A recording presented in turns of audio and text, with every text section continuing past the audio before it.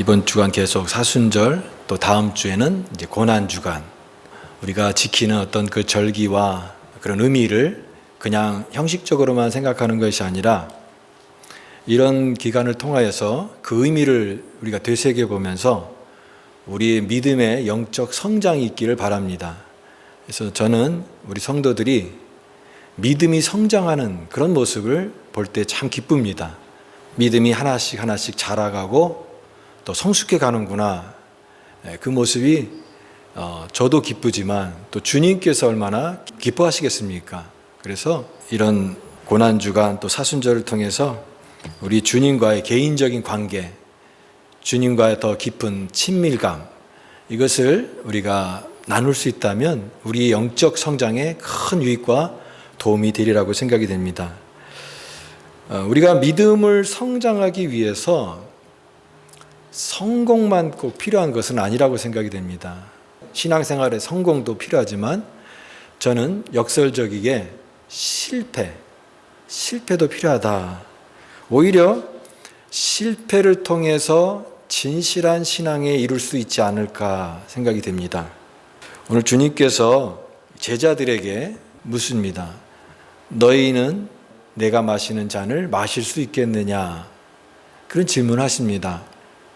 근데 제자들이 네, 주님의 마시는 잔을 저희도 마실 수 있습니다. 이렇게 대답했습니다. 자신감을 가지고. 그러나 이 제자들은 주님이 마시는 잔이 무엇을 의미하는지를 알지 못하고 대답한 것입니다. 그래서 우리가 그 장면을 가만히 생각해 볼 때에 자신감도 중요하지만 아무 때나 자신감이 되어서는 안 된다라고 하는 것입니다. 그리고 할 수 있습니다. 나는 다 감당할 수 있습니다. 라고 하는 것이 오히려 무모하고 잘못된 동기에서 나오는 자신감이라고 한다면 그것은 성공이 되어서는 안 되고 오히려 실패를 해야 된다라고 하는 게 맞다라고 생각이 됩니다. 그래야 그런 것을 통해서 성공을 한 사람이 나중에는 그 자신이 아무것도 아니다라고 하는 것을 알게 됐을 때 정말 빈 껍데기 같은 그런 허황된 것이 다 빠졌을 때 그것을 감당할 수 없기 때문에 그렇습니다. 그래서 과정 없는 결과만 이룬 성공은 언젠가는 물거품처럼 깊이 사라지게 될 것이다라고 하는 의미에서 오늘 우리는 때로는 실패가 주는 교훈이 있다 생각이 됩니다. 자, 그래서 오늘 설교 제목이 당신은 반드시 실패할 것입니다 라고 이렇게 제목을 정했습니다. 어떤 의미에서는 세상에서는 실패 이런 말을 좋아하지 않잖아요.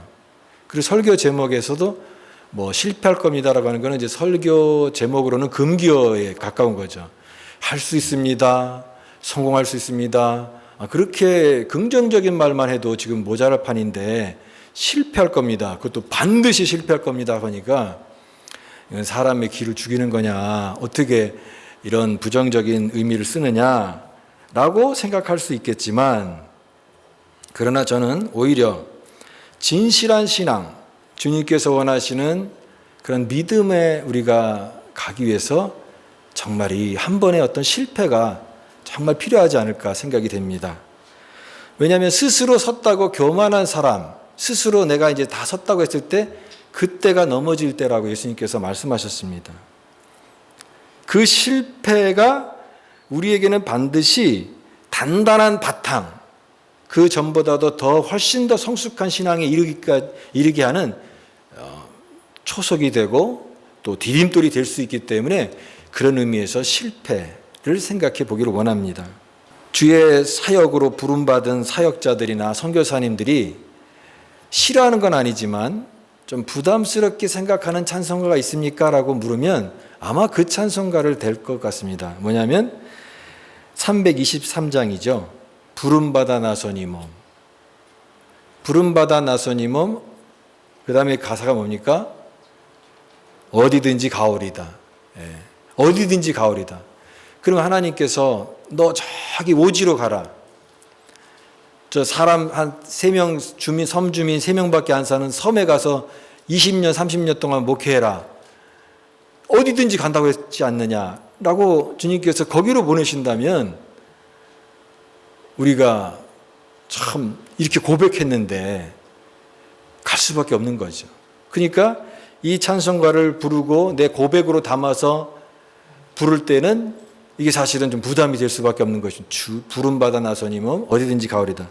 또 하나가 있다고 한다면 461장입니다. 십자가를 질 수 있나?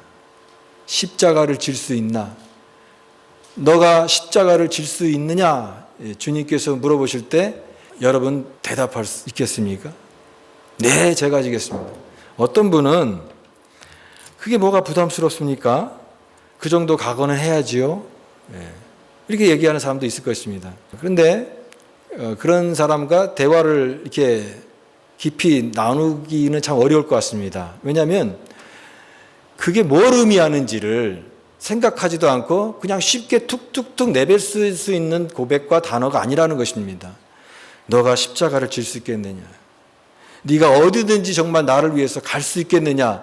너가 그런 각오가 돼 있느냐라고 하는 그 질문 앞에서 우리는 깊이 생각해야 되고 우리 자신을 돌아봐야 되고 내 신앙을 점검해야 되는 것이 맞다라고 생각이 됩니다. 오늘 그런 의미에서 오늘 우리의 믿음이 모자라지 않는지 살펴보기를 원하는 것입니다. 오늘 예수님께서 이제 십자가를 앞에 두고 계시는 상황입니다. 근데 제자들은 예수님이 지금 십자가를 앞에 두는 그런 상황인지도 모르고 제자들끼리 서로 옥신각신하면서 다툼이 일어났는데 그 다툼의 내용이 그것입니다. 누가 더 크냐라고 하는 것입니다.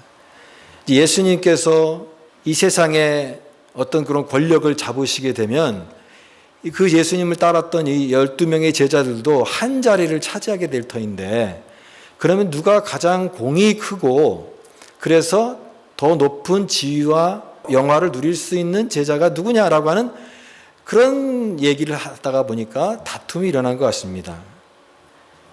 그런데 예수님께서 오늘 그 내용들을 다 아신 것이죠. 어떤 제자는 하나는 우편에 하나는 좌편에 앉게 해주십시오 라고 하는 그런 아주 무리한 부탁까지 예수님께 했습니다. 그때 예수님께서 질문하신 거죠. 내가 마시는 잔을 너희도 마실 수 있겠느냐? 내가 지는 십자가를 너희도 질 수 있겠느냐? 라고 하는 질문과 똑같은 말입니다. 그런데 그 제자들이 네, 할 수 있습니다. 감당할 수 있습니다. 감당하겠습니다. 라고 대답을 했던 것입니다. 일단 대답을 했지만 과연 이 제자들이 그것이 뭘 의미하는지를 잘 알고 대답했다라고 하는 생각이 안 드는 것입니다. 오늘 베드로도 마찬가지입니다. 베드로도 그 중에서 가장 자신감 있고 자기가 누구보다도 예수님을 사랑하고 누구보다도 헌신에는 누구보다 뒤지지 않는 그 열정, 또 주님 얼마나 사랑하니까 주님의 제 수제자까지 됐겠습니까?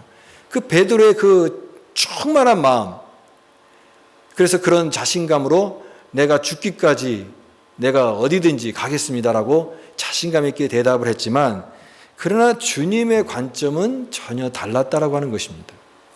주님은 그 베드로가 부인할 것을 아셨습니다. 그렇게 자신감 있게 말하는 베드로가 나중에는 내가 주님을 모릅니다. 이 세 번이나 부인하는 상황을 미리 다 바라보시고 계시고 계십니다. 그래서 말씀하십니다. 오늘 31절 말씀입니다. 시몬아 시몬아 보라 사단이 너희를 밀가부르듯 하려고 요구하였으니 그랬습니다. 밀가부르듯 하려고 요구하였다. 이렇게 큰 결심을 가지고 뭐든지 감당하겠다라고 하는 이 베드로였지만 그러나 현실, 예수님께서 바라보는 현실은 냉혹한 현실, 냉혹한 현실을 직시하게끔 하는 그런 말씀을 하신 것이죠. 여기에 사단이 밀가부르듯 하려고 요구하였다라고 하는 말이 표현이 예수님께서 표현하셨는데요. 이 말은 농부가 밀을 수확을 해가지고 알곡과 쭉정이를 나누기 위해서 키질을 하는 것을 말합니다. 우리가 예전에 그 농촌에 가보면 저도 그 농촌 풍경이 생각이 나는데요. 가을에 이제 익은 곡식을 걷어가지고 그 곡식을 이제 쭉정이와 알곡을 가르기 위해서 키에다 놓고 그 곡식을 키질을 합니다. 키질이라고 하죠. 그래서 키질을 계속 하게 되면 어떻게 됩니까? 쭉정이는 날아가는 거죠. 알곡은 남는 거죠. 그래서 알곡은 안으로, 쭉정이는 밖으로. 키질을 하게 되면 이게 뭐가 진짜인지가 그때 드러납니다. 근데 키질을 안 하면은 그게 이 안에 알곡인지 쭉정인지를 알 수가 없는데, 키질을 하는 순간 이 쭉정이는 그 무게가 없기 때문에 그 바람을 견디지 못하고 다 날아가는 것입니다. 근데 예수님께서 시몬아, 사단이 너희를 밀가부로도 타려고, 키질하려고 너희를 요구하고 있다라고 말씀하신 것입니다. 여러분, 오늘 이 말씀을 생각해 보면서요, 우리 신앙을 점검할 필요가 있습니다. 쭉정이는요, 가벼워서 못 버티는 거예요. 그렇다고 한다면 신앙생활에서 알곡이 있고 쭉정이가 있을 수 있다라고 하는 거예요. 근데 우리 겉으로 볼 때는 모릅니다. 그러나 우리는 주님의 눈에 볼 때 우리가 그 키질이 있을 때에 그것을 견디려면 뭐가 필요하냐면 알곡의 무게가 있어야 됩니다. 여러분의 믿음의 무게는 이 키질을 견딜 수 있는 그런 무게를 가지고 있습니까? 아니면 참을 수 없는 존재의 가벼워서 키질을 할 때 훌쩍훌쩍 날아가는 그런 신앙을 갖고 있습니까? 제가 신앙생활을 오래 해보면서 사람들 중에 이렇게 떠나는 사람들이 있습니다. 근데 그 사람들이 보면은 예배를 떠나더라고요. 예배를 떠나요. 그리고 신앙을 떠납니다. 믿음의 공동체와 점점점 떨어지게 됩니다. 그러면 결국은 하나님으로부터 떠나게 됩니다. 그냥 자꾸만 밖으로 나가는 거지요. 알곡이 돼야 되는데, 안으로 함께 있어야 되는데 자꾸만 떨어지게 되면 하나님으로부터 멀어지게 되는 것입니다. 그 무게가 없기 때문에, 신앙의 내용과 신앙의 어떤 그런 알곡 같은 그런 것이 내용이 없기 때문에 키질 한 번만으로도 훌쩍훌쩍 넘어가고 바깥으로 나가고 떨어져 나가는 것입니다. 오늘 우리는 알곡 신자 되기를 간절히 축원합니다. 하나님 안에서 무게, 믿음의 무게가 있어야 되는 거죠. 이제 50대 넘어가면 하체 운동을 하라 그런 말을 합니다. 왜 하체 운동을 해야 될까요? 인간의 몸에서 가장 근육량이 많은 곳이 이 다리, 허벅지, 이런 엉덩이, 이런 부위라고 합니다.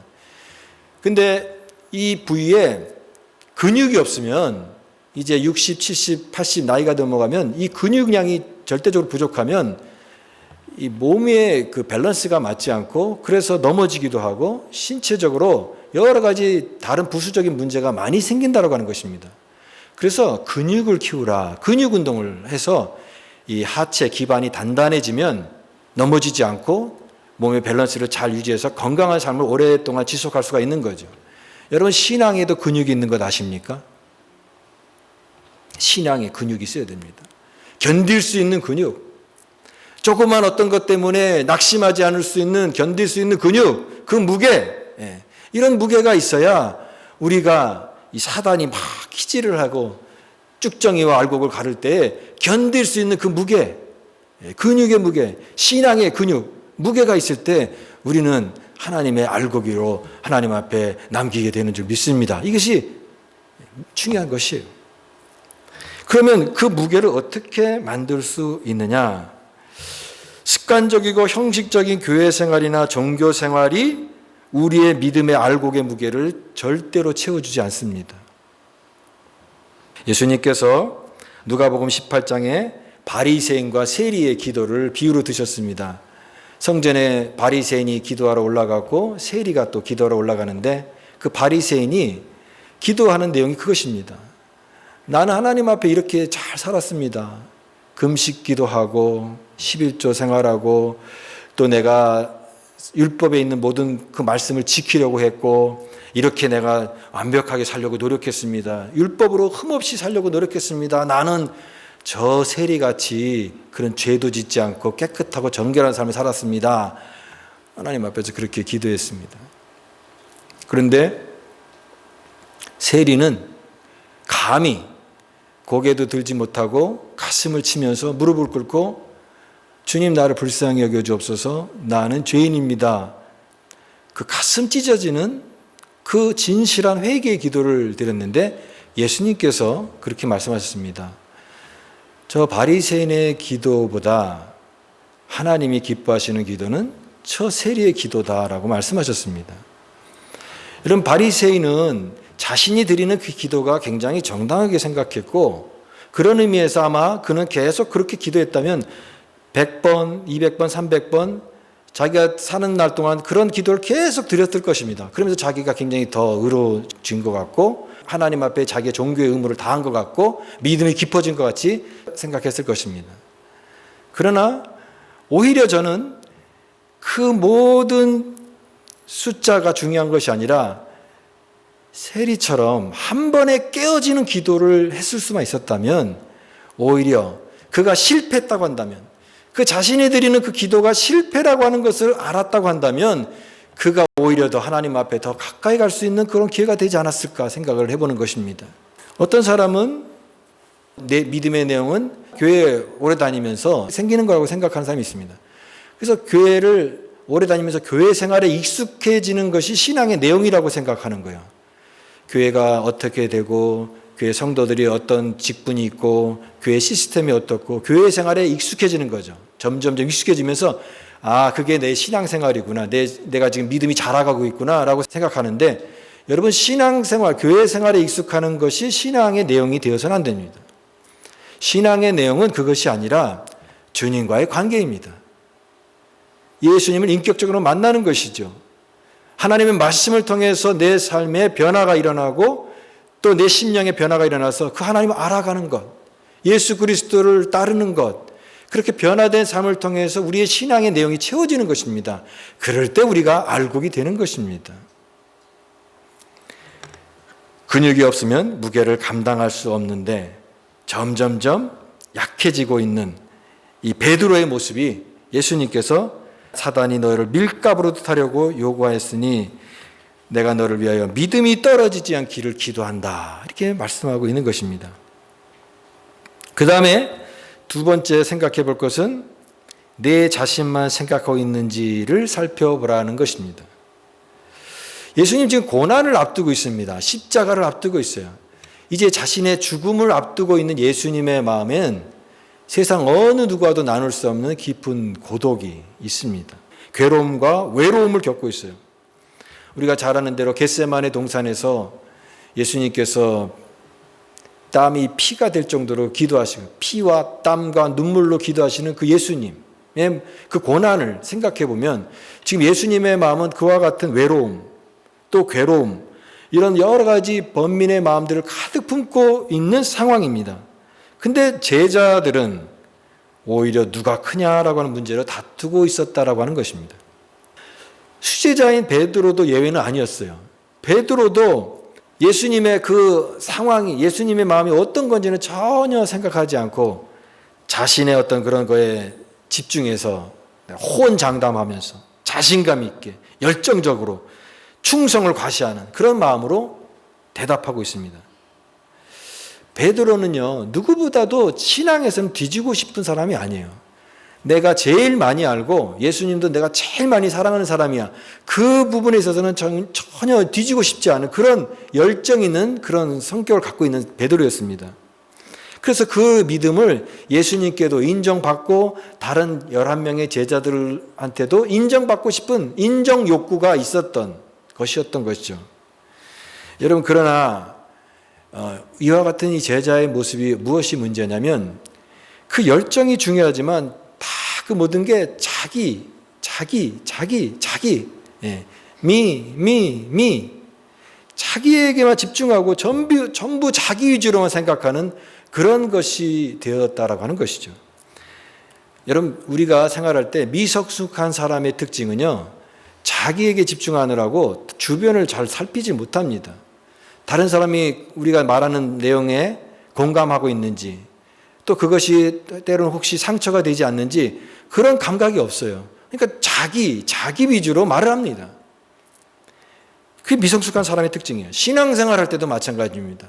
주님이 보이는 게 아니라 자기 거, 내가 원하는 거, 내 거, 내 결심, 내가 바라는 거, 내가 신앙적으로 다른 사람들에게 보이는 어떤 그런 것들, 굉장히 중요한 그런 이슈로 그것만 자꾸만 생각을 합니다. 주님은 지금 십자가를 앞두고 고민하고 있는데 제자들은 누가 크냐. 예수님이 안 보이는 거예요. 그렇게 예수님 따라간다고 끝까지 따라간다고 얘기하면서도 자기들의 어떤 그런 것. 혹시 여러분 신앙생활하면서도 자기의 말, 자기의 신앙 경험, 혹시 그런 자기 경험이 앞서서 예수님보다도 더 앞서는 그런 신앙생활을 하고 있지는 않습니까? 자신의 경험을 반복적으로 계속 가져가다 보면 오히려 그것이 정말 한 번의 깨어짐을 통해서, 실패를 통해서 정말 자신을 돌아볼 수 있는 계기가 되면 오히려 그 사람에게 더 발전의 기회가 될 수 있겠다, 그런 생각이 듭니다. 베드로는 이와 같이 자기 자신만 생각했고 예수님이 어떤 상황인지도 전혀 관심을 기울이지 못했던 그런 모습이었습니다. 그런데 베드로가 결국은 실패를 하죠. 네, 오늘 예수님께서는 이 실패한 베드로를 다 아시고, 그렇지만 실패한 베드로가 오히려 그가 넘어질 것을 아시고, 그러나 넘어진 이후를 생각하시는 예수님께서 베드로에게 말씀하신 것입니다. 저는 여기서 신앙의 역설적 진리를 깨닫습니다. 역설적 진리. 넘어져 봐야 한다. 한번 깨져 봐야 한다. 실패하고 넘어져 봐야 그제서야 주님을 겸손히 따를 수 있다. 역설적 진리 아닙니까? 우리가 성공만 하고 모든 게 다 잘 되고, 그래서 주님 따르는 것도 다 100% 성공하고, 그래서 주님을 따르면 얼마나 완벽한 제자가 될 수 있겠습니까? 그러나 우리 인간은 그렇게 계속 성공만 할 수가 없습니다. 반드시 실패가 있다라고 하는 것입니다. 반드시 한 번의 깨어짐이 있다라고 하는 것입니다. 그 깨어짐은 무엇입니까? 내 의지로, 내 자아로, 내가 내 자신감으로 할 수 있던 그것들이 한 번은 다 깨져야 된다라고 하는 거예요. 다 깨져서 정말 겸손히, 이게 내가 내 자신감으로 하는 게 아니구나 라고 하는 것을 깊이 깨닫는 그 경험, 그게 필요하다는 것이에요. 그래서 예수님께서 제자인 베드로에게 말씀하십니다. 베드로야, 내가 너를 잘 안다. 네가 너를 아는 것보다 내가 너를 더 잘 안다. 너는 반드시 실패할 것이다. 그러나 그게 끝이 아니다. 너는 실패하지만 그게 끝이 아니라 너의 그 실패를 통해서 너는 정말로 나를 따르는 제자로 세워질 것이다. 너의 부족한 믿음을 위해서 내가 기도한다. 너는 나를 3번 부인할 것이다. 그러나 나는 너를 위해서 기도하니까 너는 돌이킨 후에 내 형제를 굳게 하라. 내 형제를 굳게 하라. 돌이킨 후에 내 형제를 굳게 하라라는 말씀을 주시는 것이죠. 예수님께서 첫 번째로는 베드로의 믿음을 위해서 기도하십니다. 내 믿음. 여러분, 베드로 하면 믿음 아닙니까? 베드로, 믿음. 가장 믿음이 좋은 제자. 근데 예수님은 그렇게 말씀하십니다. 내 믿음이 떨어지지 않도록 위해서 기도하겠다. 믿음만 하면 베드로인데 그런 그도 그렇게 믿음이 약해져서 점점 희미해져서 믿음 없는 자 같이 그렇게 될 수 있다라고 하는 것을 염두에 두고 있는 거예요. 여러분, 우리에게도 이 믿음 얼마나 중요합니까? 돈을 잃으면 일부를 잃은 것이요, 친구를 잃으면 많이 잃은 것이요, 건강을 잃으면 전부를 잃은 것이다. 그렇게 얘기합니다. 건강이 제일 중요하다는 얘기죠. 그러나 우리 그리스도인들은 한 가지를 더 붙여야 됩니다. 믿음이 제일 중요합니다. 믿음을 잃으면 영원을 잃은 거예요. 영원한 삶은 믿음을 통해서 얻는데 우리가 믿음이 없어진다면 영원한 삶도 잃어버리는 것입니다. 이 세상에 영원한 삶을 잃어버리는 것보다 더 큰 잃어버림이 어디 있겠습니까? 그러므로 여러분, 다른 건 다 잃다 할지라도 여러분 믿음을 잃지 않는 여러분 되시기를 간절히 축원합니다. 믿음을 잃으면 안 되는 것이에요. 베드로야, 내 믿음이 떨어지지 않기를 내가 기도하겠다. 예수님께서 끝까지 이 베드로를 붙잡아 주시는 것입니다. 그 다음에 말씀하십니다. 너는 돌이킨 후에 내 형제를 굳게 하라. 돌이킨 후에 너는 실패를 할 것이다. 그러나 그게 다 끝이 아니다. 너는 돌이킨 후에, 실패 이후에 너는 그제서야 나를 따르는 참된 제자가 될 것이다. 여러분, 실패 이후에도 우리는 주님을 따를 수 있는 제자가 될 수 있다는 것을 분명히 믿으시기 바랍니다. 한 번의 실패가 끝이 아니에요. 인간은 다 실수를 합니다. 누구나 다 실패하죠. 나 지금 믿음이 완벽해. 그 믿음이 계속 성공할 수는 없습니다. 언젠가는 실패하게 됩니다. 그런데 여러분, 중요한 것은 실패 이후입니다. 그 실패 이후에 너는 돌이킨 후에 내 형제를 굳게 하라. 오히려 더 굳은 믿음으로 그를 세워줘서 이제 하나님의 나라에, 하나님의 교회의 귀한 사명자로 이 베드로를 세워주시는 예수님의 모습을 보게 되는 것입니다. 저는 오늘 이 베드로의 모습이 오늘 우리들의 모습이다, 이렇게 믿습니다. 여러분, 우리도 베드로처럼 자신감이 있을 때가 있잖아요. 내가 뭔가를 할 수 있을 것 같고, 정말 주님을 위해서, 하나님 나라를 위해서 이렇게 열심히 할 수 있을 것 같고, 다 뭐든지 다 성공할 수 있을 것 같고, 이런 열심을 사람들도 알아주고 하나님도 알아주고 주님도 인정하실 것 같은 그런 충만한 자신감을 가지고 우리가 신앙생활할 때가 많죠. 그러나 실패할 수 있다라고 하는 거예요. 베드로처럼. 자기는 다를 줄 알았는데 그게 아니라고 하는 거예요. 나도 다른 사람과 똑같구나. 티끌과 같은 나약한 인간임을 철저히 깨닫는 이 절망감, 그거를 통해서 오늘 우리는 오히려 참된 주님을 따르는 제자로 실패 이후에 하나님 앞에 쓰지는 귀한 믿음의 종이 되는 줄 믿습니다. 오늘 베드로의 모습이 나의 모습입니다. 오늘 예수님께서 십자가를 질 수 있나 만약에 물어보시면 여러분은 뭐라고 대답하실 수 있겠습니까? 뭐라고 대답하시겠습니까? 십자가를 질 수 있겠느냐?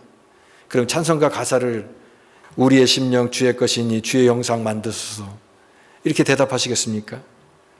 내 의지와 각오로 실패할 것입니다.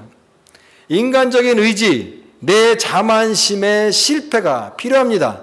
그 실패를 경험해야 우리는 그제서야 주님을 따르는, 예수 그리스도를 따르는 진정한 제자가 됩니다. 십자가는 눈물 너머에 보인다고 그러죠. 평상시에는 안 보입니다. 그러나 내가 괴로운 마음이 있을 때, 내가 큰 인생의 어려움을 겪었을 때, 어느 날 혼자서 찾아온, 기도하기 위해서 하나님 앞에 엎드리기 위해서 찾아온 교회 예배당에 눈물이 뚝뚝뚝 흘러나는데, 솟구친 눈물이 나는데 그제서야 십자가가 보이는 거예요. 예수님이 보이는 거예요. 예수님의 십자가 그제서야 보이는 겁니다. 눈물 너머의 십자가. 우리의 실패 속에 보이는 예수님의 그 십자가가 보이는 것입니다. 우리의 내 의지가, 내 어떤 자신감이 아니라 그 모든 걸 다 내려놓는 그 실패 후에 나는 완전히 하나님 앞에 아무것도 아닙니다라고 하는 철저한 엎드림, 그 깨어짐 속에 다시 시작하는 겁니다. 그제서야 우리는 진정으로 주님을 따르는 제자가 되는 줄 믿습니다. 오늘 종려주일이에요. 종려주일. 예수님께서 입성하실 때 그 수많은 사람들이, 무리들이 예수님을 환영했습니다.